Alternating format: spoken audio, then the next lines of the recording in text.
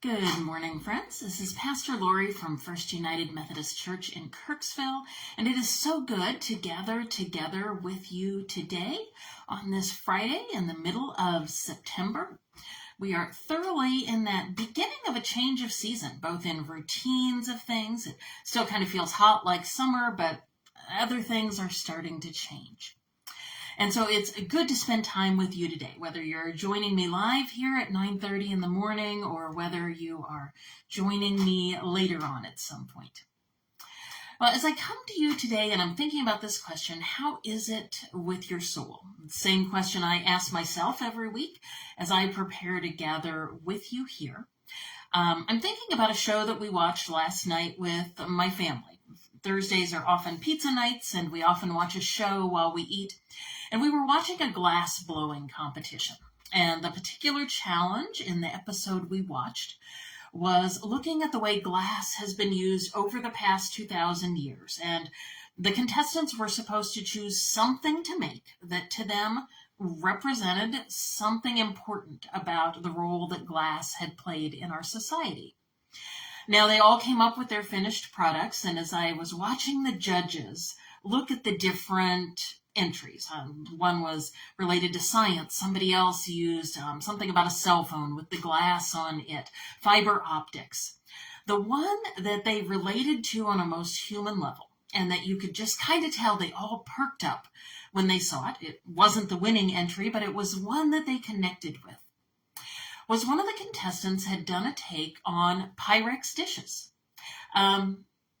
I've got mine back here this morning.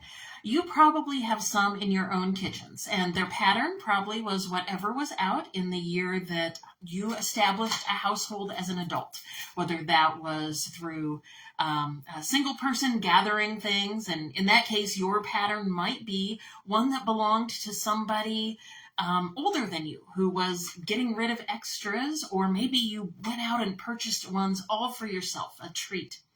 If you're married, it might have come through a bridal shower, and you can almost date how old somebody is, what stages of life they're in, based on the patterns of their Pyrex, right? And that's become a big collectible item. But the thing that the judges really honed in on, as they looked at this, it was a version, they were dishes that were done stylistically, but they immediately recognized it.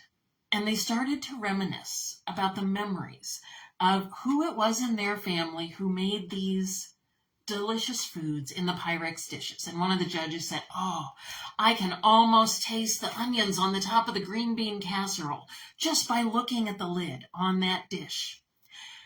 And it was interesting, right? Because these small things are so often a really important part of how we share love with one another, with how we remember and shape our lives. So often, if we're at a celebration of life, a visitation for someone who has passed away, those close to them often talk about the small things that they remember. And sometimes we talk about the big gestures, but often it's the tiny day-to-day things that stand out, the way that person poured into us through these small actions of love. And I've been thinking about this fact that it's often through these small everyday things that love is shown and that love is received, as I've been working on my Bible study prep for this Sunday for our 1 Corinthians story.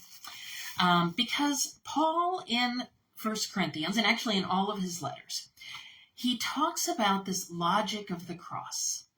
And he writes, "For on the one hand, the logic of the cross is foolishness to the ones who are in the process of perishing. But on the other hand, to the ones who are in the process of being healed and saved, it is the wisdom of God." And Paul leans into this logic of the cross. What he refers to that is how this is so different than what we see in the world around us. For him, the Christian life is ironic because it is so different than what we see in the world around us, whether that's right now in 2022 or whether that is 2,000 years ago. What seems foolish to the world, compassion and connection, regarding each person as equally valuable, regardless of their social status, following a Messiah who was crucified. This is wisdom in God's estimation. And those things that seem wise to the world, trying to gain as much power as you can. In our day and age, we say the one with the most toys wins kind of thing.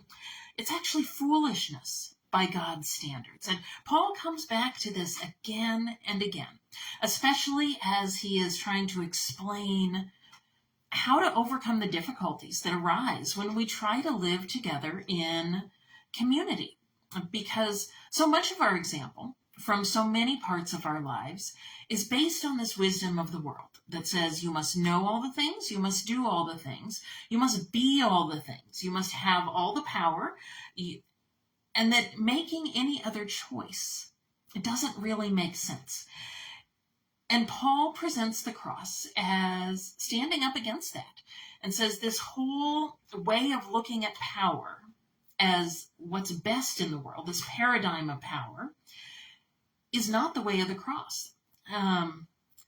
That for the Roman soldiers who crucified Jesus of Nazareth, they were simply doing their job. It was another day at work. This poor fool who got crucified, right? This was, Rome had won. This guy on the cross was weak. But the logic of the cross says otherwise. It says no human ruler, Caesar or anybody else, is God.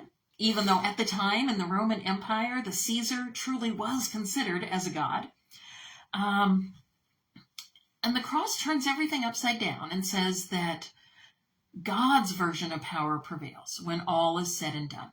And Jesus talks about this a lot, that the first shall be last and the last shall be first. And he talks about the tiny potential of mustard seeds to just turn into something big. Where the cross is effective, Paul talks about this again and again. Love and fellowship are what are most important, and those are found most of all. And so part of his answer to all the problems that the folks at the church in Corinth face, and by default the problems that we face today, is that the logic of the cross is the logic of love. That in every moment, in times of peace and in times of trouble, are we living first and foremost in love?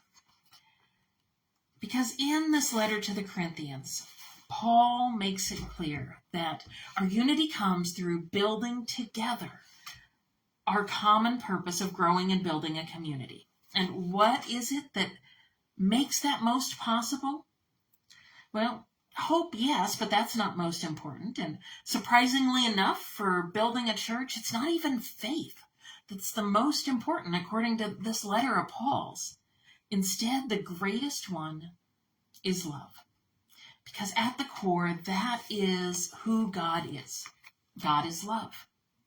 And so when we act in that same love for one another in community, when we lean into these small things done with great love, we are living into God's vision for the world. So, as you consider today, how is it with your soul? And especially maybe if you've been wrestling with any kind of questions of, does my life matter? Am I making a difference? Is all of this that's going on worth it? If you're wrestling with things like my plans aren't turning out the way I thought they would, if there have been one hurdle after another,